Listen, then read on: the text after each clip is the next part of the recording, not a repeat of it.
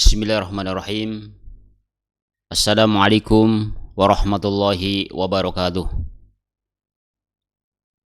Alhamdulillahirabbil alamin. Hamdan katsiran tayyiban mubarakan fih kama yuhibbu rabbuna wa yardah. Asyhadu an la ilaha illallah wahdahu la syarikalah wa asyhadu anna Muhammadan abduhu wa rasuluh. Amma ba'du. Kaum muslimin wal muslimat, para pemirsa Negatif dimanapun Anda berada, rahimani wa rahimakumullahu ajma'in, dan juga anak-anakku semuanya yang soleh dan solehah, rahimani wa rahimakumullahu ajma'in. Kita bersyukur kepada Allah Subhanahu wa taala. Alhamdulillah, pada kesempatan yang baik ini kita bisa berkumpul kembali, bertemu kembali dalam acara Kisah Anak Soleh, di mana kita ceritakan, kita kisahkan orang-orang soleh yang terdahulu agar kita bisa mengambil ibrah, mengambil pelajaran. Kita mohon kepada Allah Subhanahu wa taala, semoga Allah Subhanahu wa taala limpahkan kepada kita ilmu yang bermanfaat di dunia sampai di akhirat. Amin ya rabbal alamin. Keduanya, salat dan salam semoga tercurahkan kepada Nabi kita Muhammad sallallahu alaihi wasallam, juga kepada keluarganya, kepada para sahabatnya, dan kepada orang-orang yang mengikuti sunnah-sunnah beliau sampai hari kiamat.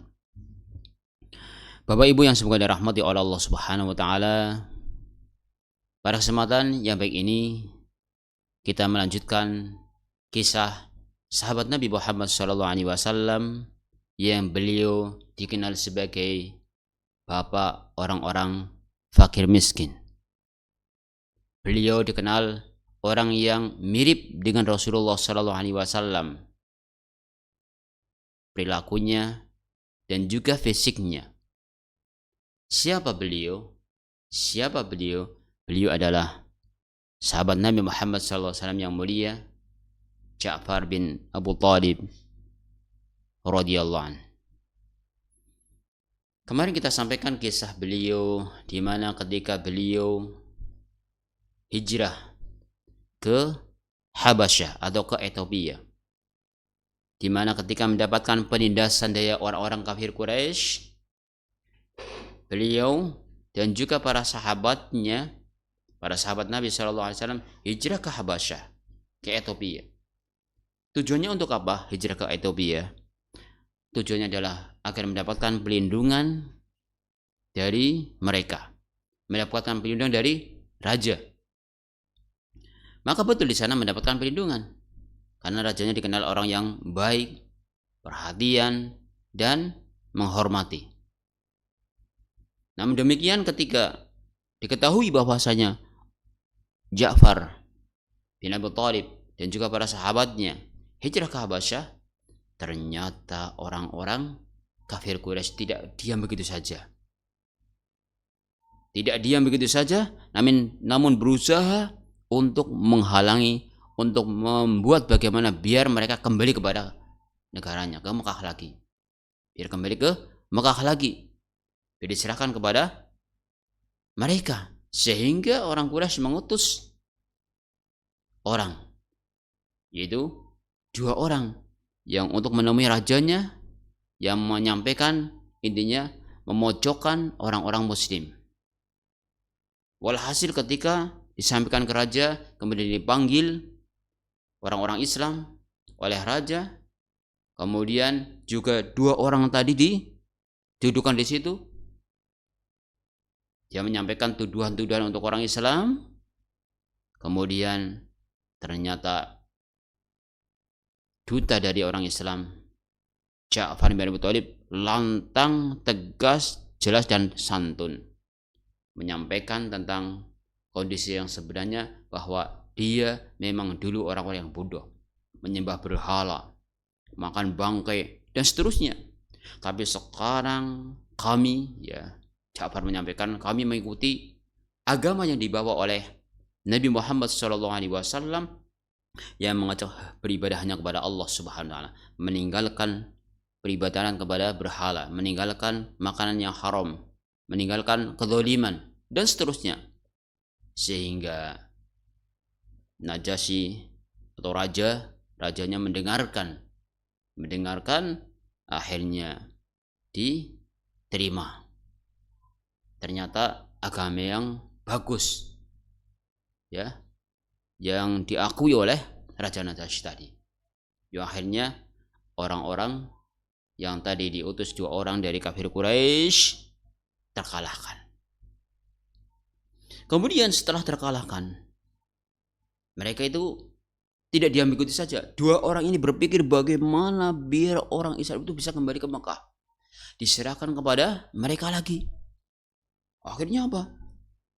Ya diputar otaknya bagaimana biar diserahkan kepada kami, kata orang Quraisy, kata mereka. Akhirnya dia membuat ulah, wah kalau begitu kita buat gara-gara, sampaikan ke raja tentang masalah Isa, bahwasanya Isa alaihissalam diyakini oleh orang Islam adalah dia adalah hamba Allah, manusia biasa. Sehingga ini pun ternyata disampaikan kepada raja dan juga bawahannya, sehingga sempat geger dengan kalimat yang sedikit geger. Setelah geger bagaimana? Akhirnya orang Islam ini harus siap-siap menghadapi kenyataan. Ketika mendengar, bagaimana? Dipanggil pula. Baik, kita biar lebih jelasnya, mari kita lanjutkan kisah berikutnya. Kaum muslimin menyadari bahwa akan ada perdebatan baru. Mereka pun duduk berunding dan akhirnya memperoleh kata sepakat untuk menyatakan yang benar saja. Ketika ditanya masalah Isa nanti bagaimana, akhirnya mereka berunding. Mau tidak mau kita harus berkata yang benar dan sepakat untuk mengatakan yang benar. Sebagaimana yang mereka dengar dari Nabi Muhammad SAW. Mereka tidak hendak menyimpang sedikit pun darinya, dan apa yang akan terjadi biarlah terjadi, tegas. Berarti kalau kita ketemu Raja Najasyi nanti, kita akan sampaikan sebenar-benarnya apa yang datang dari Nabi Muhammad SAW tentang keyakinan masalah Isa ini. Apapun yang terjadi, sudah sepakat. Akhirnya pertemuan baru pun diadakan. Najasyi memulai percakapan dengan bertanya kepada Ja'far. Pertemuan antara Raja Najasyi, orang-orang muslim, dan juga 2 orang tadi, utusan dari kafir Quraisy yang buat gara-gara. Ditanya Ja'far oleh raja, bagaimana pandangan kalian? Bagaimana pandangan kalian terhadap Isa? Ditanya dulu kepada kaum muslimin, dan Ja'far bin Abu Thalib tampil dengan tegas, lugas, jelas dan santun menjawab. Ja'far bangkit sekali lagi, laksana mercusuar yang memancarkan sinar terang. Ia menjawab, kami akan mengatakan tentang Isa alaihissalam sesuai dengan keterangan yang dibawa oleh Nabi kita Muhammad SAW.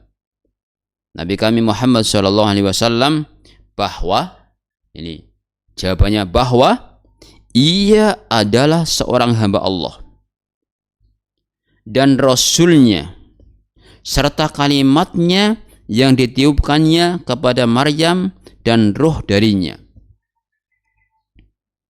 Beliau menyampaikan bahwa Isa alaihissalam adalah hamba Allah dan Rasulnya, serta kalimatnya yang ditiupkannya kepada Maryam dan ruh darinya. Dengan mantap. Tapi bagaimana reaksi raja ketika mendengarkan penjelasan bahwasanya Isa adalah hamba Allah dan Rasulnya, dan kalimatnya yang ditiupkannya kepada Maryam dan ruh darinya? Maka Najasyi bertepuk tangan, tanda setuju. Ya, tepuk tangan, artinya setuju. Jawabannya bagus. Seraya menyampaikan Raja Najasyi, memang Begitulah yang dikatakan Al-Masih tentang dirinya. Jadi Isa sendiri mengatakan, saya adalah hamba Allah dan Rasulnya. Ternyata Raja Najasyi ini sepakat dengan apa yang disampaikan oleh Ja'far bin Abu Thalib. Subhanallah. Namun di jajaran tokoh agama yang hadir di situ menjadi hiruk pikuk. Yo, saling lihat kanan, lihat kiri. Rajanya setuju. Ya. Seolah-olah memperlihatkan ketidaksetujuan mereka. Najasyi yang terpelajar lagi beriman itu terus melanjutkan bicaranya seraya berkata kepada orang-orang Islam. Dia mantap, tegas, dan dia sampaikan kepada orang-orang Islam, meskipun tadi ada tokoh-tokoh yang seakan-akan kurang setuju dengan pendapatnya Raja menyampaikan, silahkan Anda sekalian tinggal bebas di negeriku. Subhanallah. Silahkan kalian semuanya tinggal bebas di negeriku. Siapa yang berani mencela dan menyakiti kalian, orang itu akan mendapatkan hukuman yang setimpal dengan perbuatannya. Subhanallah, dipersilakan oleh raja untuk tinggal di negerinya. Dan siapa yang mencela, menggoda, menghalangi, mengancam, maka dia berhak mendapatkan hukuman yang setimpal. Berarti orang Islam posisi ini mendapatkan pembelaan dari raja. Akhirnya bagaimana? Kemudian Najasyi berpaling kepada tokoh-tokoh terdekatnya, lalu sambil mengisyaratkan dengan jari telunjuknya ke arah kedua utusan kaum Quraisy, sambil menyampaikan, bilang kepada kedua utusan, menunjuk, berkata, kembalikanlah hadiah-hadiah itu kepada kedua orang ini. Sudah, hadiah ini kembalikan kepada kedua orang ini.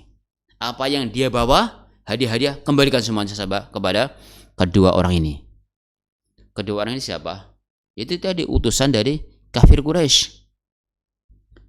Kemudian dia sampaikan, aku tidak membutuhkannya. Demi Allah, Allah tidak pernah mengambil uang sogokan dariku. Ya, demi Allah, tidak pernah mengambil uang sogokan dariku kalau dia mengaruniakan tahta ini kepadaku, sehingga aku pun tidak akan menerimanya dalam hal ini. Jadi raja itu tegas, tidak mau menerima sogokan atau riswah. Suruh kembalikan hadiahnya. Akhirnya bagaimana kondisinya? Kedua utusan Quraisy itu pun pergi keluar, meninggalkan tempat pertemuan dengan perasaan hina dan terpukul.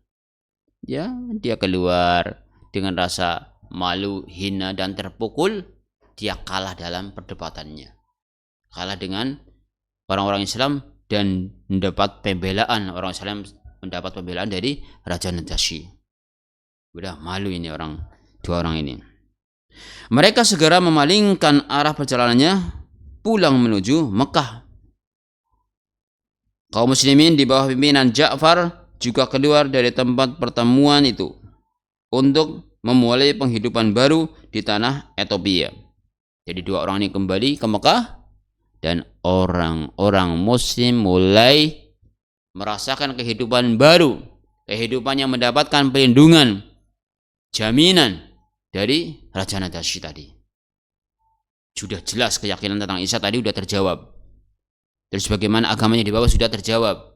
Ternyata kalah dua orang ini.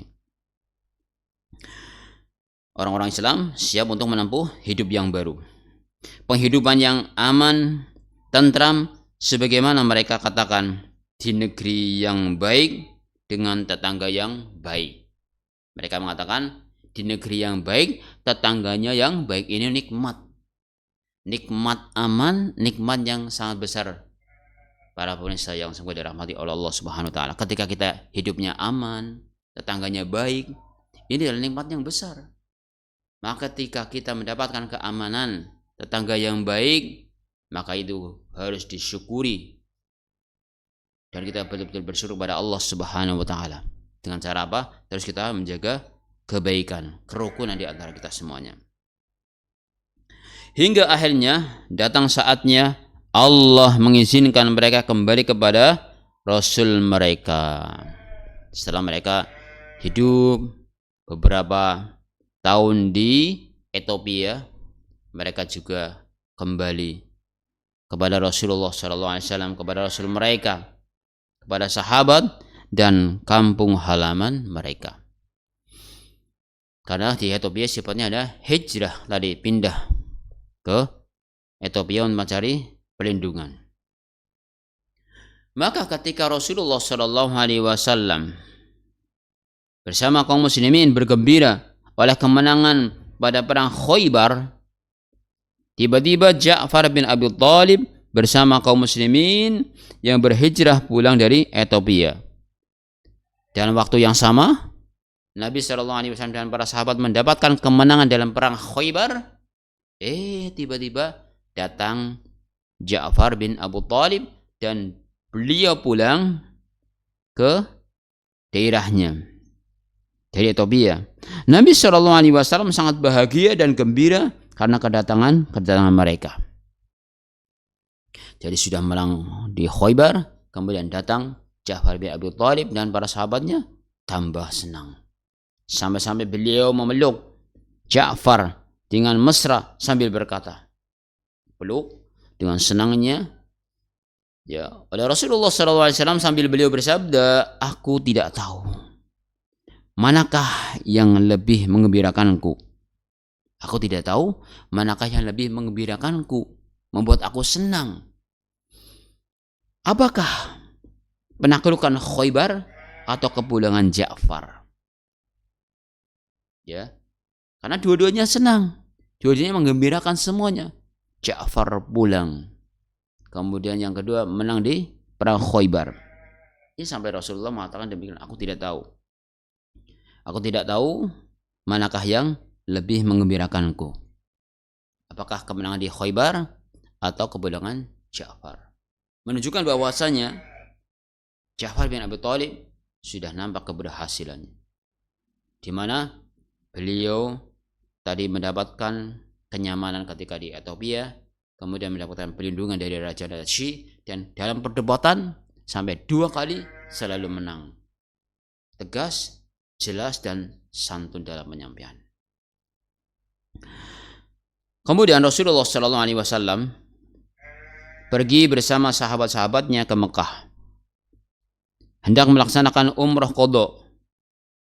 Setelah Rasulullah SAW kembali ke Madinah, hati Ja'far bergelora dan dipenuhi keharuan ketika mendengar berita tentang sahabat-sahabatnya seiman, baik yang gugur syahid maupun yang masih hidup, selaku pahlawan-pahlawan yang berjasa pada perang Badar, perang Uhud, kemudian perang Khandaq, dan peperangan lainnya. Maka kedua matanya basah. Kedua matanya Ja'far itu basah oleh hilangan air mata. Ia mengenang orang-orang beriman yang telah menepati janjinya dengan mengorbankan nyawa karena Allah Subhanahu wa taala. Ketika Ja'far mengingat saudara-saudaranya, sahabat-sahabatnya yang sudah mendahului dia berperang, menjadi syahid dalam perang Uhud, perang Badar, dan juga perang Khandaq dan yang lainnya, seakan-akan rindu. Ja'far bin Abi Thalib rindu ingin seperti mereka, ingin mati syahid. Maka disampaikan bahwa, wahai, kapankah aku akan berbuat demikian pula? Ja'far menyampaikan, kapan aku akan seperti mereka, bisa mati syahid? Pikirnya, hatinya seolah-olah terbang merindukan surga. Ia pun menunggu-nunggu kesempatan dan peluang yang berharga itu, berjuang untuk mendapatkan kesahihan di jalan Allah, kesyahidan di jalan Allah Subhanahu wa taala. Dia bercita-cita dan berhak sekali mendapatkan kesyahidan di jalan Allah Subhanahu wa taala, alias mati syahid. Kenapa tadi? Melihat dan memperhatikan teman-temannya sudah pada mati syahid terlebih dahulu. Maka bagaimana berikutnya tentang Ja'far bin Abi Thalib ini? Maka pasukan Islam ke perang Mu'tah yang telah kita bicarakan sebelumnya sedang bersiap-siap hendak diberangkatkan. Perang Mu'tah. Bendera dan panji-panji perang berkibar dengan megahnya, disertai dengan gemerceng bunyi senjata. Ja'far memandang peperangan ini sebagai peluang yang sangat baik dan satu-satunya kesempatan seumur hidup untuk merebut salah satu di antara dua kemungkinan. Wah, ini dua kemungkinan yang akan kami dapatkan, mulia hidupnya atau mati syahid. Ini ketika perang Mu'tah, kita hidup mulia atau mati syahid. Bahwa kemungkinan pertama membuktikan kejayaan besar bagi agama Allah dalam hidupnya, hidup dengan kejayaan, atau ia akan beruntung sebagai orang yang gugur syahid di jalan Allah Subhanahu wa taala. Ini dua kemungkinan, hidup mulia atau mati syahid. Maka Ja'far tambah semangat berjuang untuk mengejar syahid. Kemudian dia pun datang memohon kepada Rasulullah SAW untuk turut mengambil bagian dalam peperangan ini. Beliau menyampaikan kepada Rasulullah SAW untuk ikut berperang ini. Ja'far sadar sepenuhnya bahwa peperangan ini bukan main-main. Peperangan tersebut bukan peperangan yang kecil, melainkan peperangan yang luar biasa. Baik dari sisi jauh dan sulitnya medan yang akan ditempuh maupun besarnya musuh yang akan dihadapi. Sudah jauh dan musuhnya banyak. Ini bukan main-main. Yang belum pernah dialami umat Islam selama ini. Itu merupakan peperangan melawan tentara kerajaan Romawi yang besar dan kuat. Ini peperangan melawan raja Romawi yang mereka itu besar dan kuat, yang memiliki kemampuan, perlengkapan dan pengalaman, serta didukung oleh persenjataan yang tidak tertandingi oleh orang-orang Arab maupun kaum muslimin. Ini yang dihadapi oleh Ja'far bin Abi Thalib dari orang Romawi yang sudah senjatanya lengkap, pengalamannya kuat, orangnya hebat. Ini sudah menghadapi yang luar biasa. Bahkan sebelumnya tidak pernah menghadapi yang demikian. Walau demikian, perasaan hati dan semangatnya rindu hendak terbang ke sana. Ja'far termasuk di antara 3 serangkai yang diangkat Rasulullah SAW menjadi panglima pasukan dan pemimpinnya di perang Mu'tah ini. Jadi ketika perang Mu'tah ada 3 orang yang dulu kita sampaikan, ya, di mana 3 orang yang jadi pemimpin, Zaid, kemudian Ja'far, kemudian Abdullah bin Rawaha. Ini Ja'far salah satunya yang urutan kedua. Tentara Islam pun keluar bergerak menuju Syam dan di dalamnya terdapat Ja'far bin Abi Thalib. Suatu hari yang dahsyat, kedua pasukan itu pun berhadapan muka. Dan tidak lama kemudian pertempuran hebat pun dimulai. Ja'far tidak merasa kecut, tidak takut, dan tidak gentar melihat tentara Romawi yang jumlahnya berapa? 2000 orang. 2000 orang prajurit. Sebaliknya, saat itu bangkitlah semangat juang yang tinggi pada dirinya karena sadar akan kemuliaan seorang mukmin yang sejati. Semangat meskipun menghadapi 2000 pasukan, 2000 prajurit. Dia tambah semangat karena tahu punya prinsip hidup mulia atau mati syahid. Dan sebagai seorang pahlawan yang ulung, haruslah kemampuan juangan berlipat ganda daripada musuh. Jadi tambah semangat ketika melihat kondisi demikian. Maka kaum muslimin rahimani wa rahimakumullahu ajma'in. Ini kondisi bagaimana Ja'far bin Abi Thalib yang menghadapi musuh dari Romawi yang jumlahnya banyak sampai 200.000. Kemudian jauh tempatnya. Maka ini perjuangan yang berat. Perjuangan yang bukan main-main. Maka sewaktu panji-panji pasukan hampir jatuh terlepas dari tangan kanan Zaid bin Haritha, Ja'far menyambar bendera itu secepat kilat dengan tangan kanannya pula. Jadi pemimpin komandan yang pertama adalah Zaid bin Haritha, kemudian yang kedua Ja'far bin Abu Thalib. Jadi ketika sudah hampir jatuh, benderanya langsung disambar oleh Ja'far bin Abu Thalib biar tetap tegak benderanya. Dengan panji di tangan, ia terus menyerbu ke tengah-tengah barisan musuh.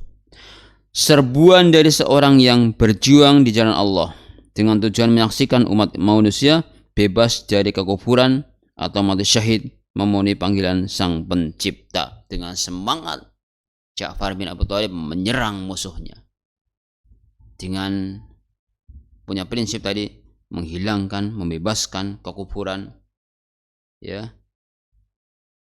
atau dia akan mati syahid. Jadi tetap semangat.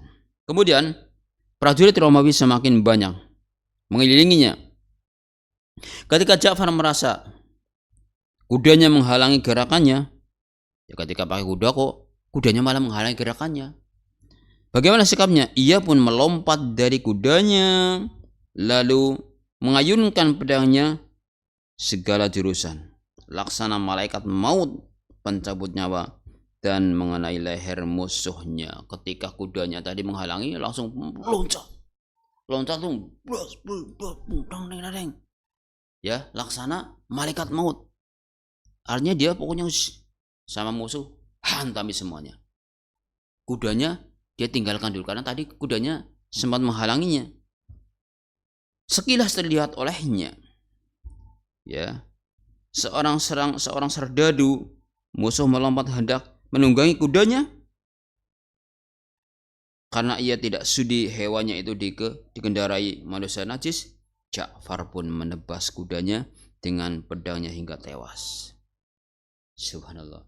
Ketika tahu kudanya tadi yang dilepas oleh Ja'far, ada musuh mau menaiki, maka Ja'far tidak rela.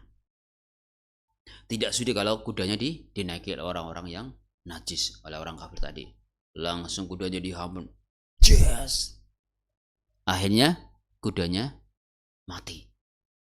Lebih baik kudanya mati daripada dinaiki oleh orang kafir. Itu Ja'far yang begitu semangat. Maka setapak demi setapak ia terus berjalan di antara barisan serdadu Romawi yang berlapis-lapis laksana badai. Karena banyak tadi 200.000. Kemudian dia terus kejar, bergelombang hendak membinasakannya. Dengan suara lantang Ja'far berteriak. Ketika dia perang dan dia berusaha terus mengejar musuh sambil berteriak. Apa teriakannya? Wahai surga yang kudambakan sebagai penghuninya, harum semerbak aromanya, sejuk segar air minumnya. Tentara Romawi telah menghampiri siksaannya yang kafir dan jauh dari sanak keluarganya. Kewajibanku adalah menghantarkannya kala menjumpainya. Ini beliau mengharapkan surga Allah Subhanahu wa taala dengan semangatnya, wahai surga yang kudambakan sebagai penghuninya. Karena dia sudah terpatri semangat mengharapkan surga Allah Subhanahu wa taala dan ingin syahid, maka tidak takut dengan menghadapi musuh-musuh yang ada. Nah, tentara Romawi menyaksikan bagaimana kemampuan Ja'far, bagaimana semangatnya Ja'far bin Abi Thalib bertempur yang seolah-olah sepasukan tentara. Satu orang tapi kayak banyak kekuatannya. Mereka terus mengepung Ja'far, hendak membunuhnya laksana orang-orang gila yang sedang kerasukan setan. Karena Ja'far semangat dan terus menyerang, akhirnya musuh pun berusaha mengerumuni. Dikejar Ja'far, akan dibunuh. Mereka kayak orang kesetanan, kayak orang gila kemasukan setan, ingin membunuh Ja'far. Terus bagaimana? Kepungan mereka semakin ketat hingga tidak ada harapan untuk lepas lagi. Karena sudah dikelilingi, ya, dikepung, kayaknya nggak bisa lepas lagi. Mereka menebas tangan kanan dengan pedang hingga putus. Dari tangan kanan Ja'far diwantem pakai pedang, ternyata sampai putus tangannya. Ya, tangan kanan putus. Tetapi sebelum panji itu jatuh ke tanah, ia segera menyambarnya dengan tangan kiri. Ya, ini tangan kiri masih ada pegang, ya, dipegang oleh Ja'far. Ketika tangannya tadi putus, subhanallah. Ya, padahal darah, kalau tahu yang namanya tuh putus, darahnya mengalir, tetap dia masih berjuang, ambil, dipegang benderanya dengan tangan kirinya. Terus bagaimana dengan tangan kirinya? Coba kita perhatikan lagi. Mereka lalu menebas tangan kirinya, tetapi Ja'far masih mengepit panji itu dengan kedua pangkal lengannya ke dada. Allahu Akbar. Tangannya yang kanan putus, ambil pakai yang kiri, kemudian tangan kirinya juga putus lagi. Akhirnya dipegang benderanya dengan apa? Dengan ujung sininya, di dadanya. Allahu Akbar. Allah, kita bayangkan bagaimana perjuangan mereka luar biasa, memperjuangkan Islam. Nah, kita sekarang ini perjuangannya begitu ringan dibandingkan mereka. Maka kita harusnya lebih semangat, dan kita bersyukur kepada Allah SWT dalam keadaan aman. Bagaimana perjuangan mereka mempertahankan Islam dengan tangan yang sudah putus kanan kirinya dipegang benderanya. Allahu Akbar. Nah, pada saat yang sangat gawat ini, ia bertekad akan memikul tanggung jawab untuk tidak membiarkan panji Rasulullah SAW jatuh menyentuh tanah selama hayat masih dikandung badan. Walaupun lagi itu ditahan, jangan sampai benderanya jatuh selama masih ada nyawa. Allah Akbar. Itulah namanya kalau sudah tauhid di dadanya, walaupun tangannya putus, kakinya putus, tapi hati tidak bisa dibohongi. Mempertahankan Islam. Benderanya ditahan. Di mana dia tidak ingin jatuh ke tanah, yaitu benderanya. Selama hayat masih di dalam kandung badan. Panji itu jangan sampai jatuh ke tanah, kecuali ia ditakdirkan harus gugur. Kala jasadnya yang suci terbaring di medan laga, panji pasukan masih terdekap di antara kedua pangkal lengan dan dadanya. Bunyi kibaran bendera itu seolah-olah memanggil Abdullah bin Rawahah. Ketika dia meninggal dan bendera masih ada di dadanya, seakan-akan kibaran bendera itu memanggil Abdullah bin Rawahah, komandan yang ditetapkan oleh Nabi SAW yang ketiga. Tadi siapa pertama? Zaid bin Harithah. Yang kedua Ja'far bin Abi Thalib. Yang ketiga Abdullah bin Rawahah. Seakan seolah-olah memanggil Dia memanggil Abdullah bin Rawahah. Pahlawan ini membelah barisan musuh bagaikan anak panah lepas dari busurnya arah panji itu. Lalu merenggutnya dengan kuat. Jadi Abdullah bin Rawahah tahu benderanya masih dikejar. Kemudian diambil oleh Abdullah bin Rawahah. Subhanallah. Ya. Kemudian berlalu untuk mengukir sejarah yang besar pula. Beliau mengejar, kemudian mengambil bendera tersebut sebagai bukti pertahanan masih kokoh. Demikianlah Ja'far mempertaruhkan nyawa dalam menempuh suatu kematian yang agung, yang tidak tertandingi. Begitulah caranya menghadap Allah yang maha tinggi lagi maha mulia, menyampaikan pengorbanan besar yang tidak terkira, berselimutkan darah kepahlawanannya. Allah yang maha mengetahui menyampaikan berita tentang akhir peperangan kepada Rasulnya. Begitu pula akhir hidup Ja'far.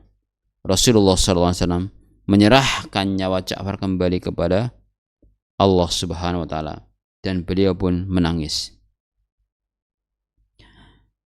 Rasulullah SAW sempat menangis ketika Ja'far bin Abi Thalib itu meninggal dunia. Bagaimana perjuangan beliau yang luar biasa tadi. Sampai tangannya putus, kanan, yang kiri putus, masih tetap mempertahankan benderanya.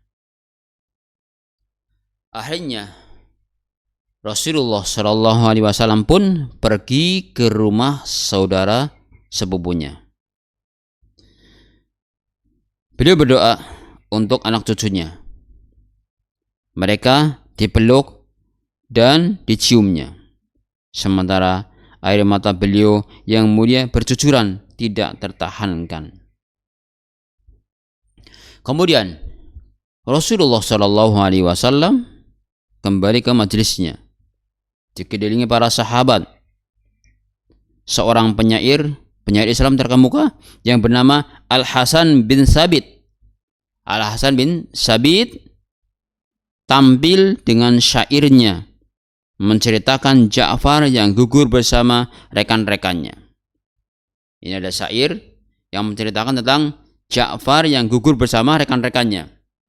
Apa syairnya? Coba kita dengarkan syair yang indah.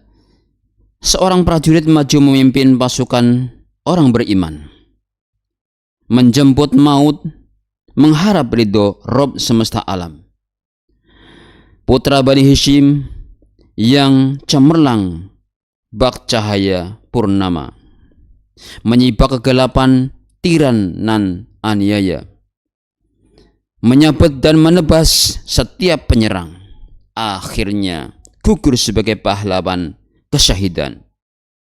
Maka ganjarannya bersama para syuhada pendahulunya di surga dan dipenuhi dengan kebun-kebun yang hijau.